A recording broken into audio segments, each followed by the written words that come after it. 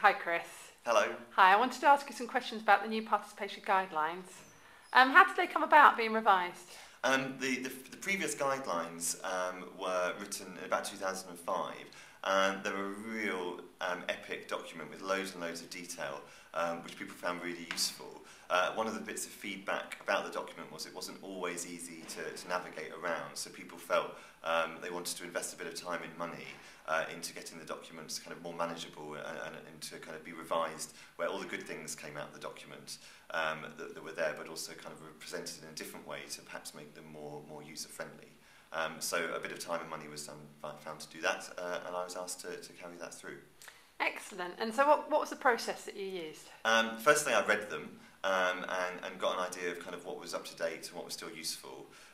From then, I conducted an online survey with NCB staff, and we were really pleased with the response. I think about 75 to 80 people responded to that, which means a lot of non-participation staff kind of got back to us, and people were really clear about what they found useful about the guidelines, what they didn't find so useful, and they had some very good ideas about how they would like some new guidelines to look. So that was a really, really good starting point, and it made things very easy. Excellent. So we've got some new guidelines, and what next? Well, the new guidelines now are on the intranet. They will hopefully be on a website at some point, but the idea is that you can dip in and out of them at any time. They're very easy to update, so we've considered them as a live, evolving document that people can kind of contribute to at any time. Anyone who has got something they think would be really kind of good to see in the guidelines, they just need to contact Merrin Hunt from the Participation Bank, and she will kind of run them past Janine and put them in. What we would like to do is then do a bit of a rollout within teams and team meetings, and then hopefully in the future, if we can find the money, to put them online as a kind of standalone, secure website for NCB staff.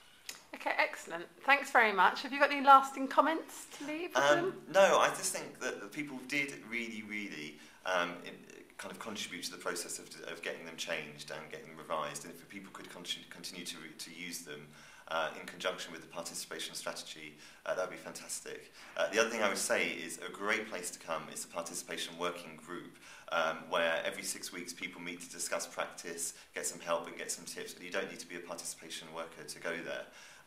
We will constantly look to update the guidelines in those meetings, so if people want some help with participation work, go to the participation working group. Thanks, Chris. My pleasure.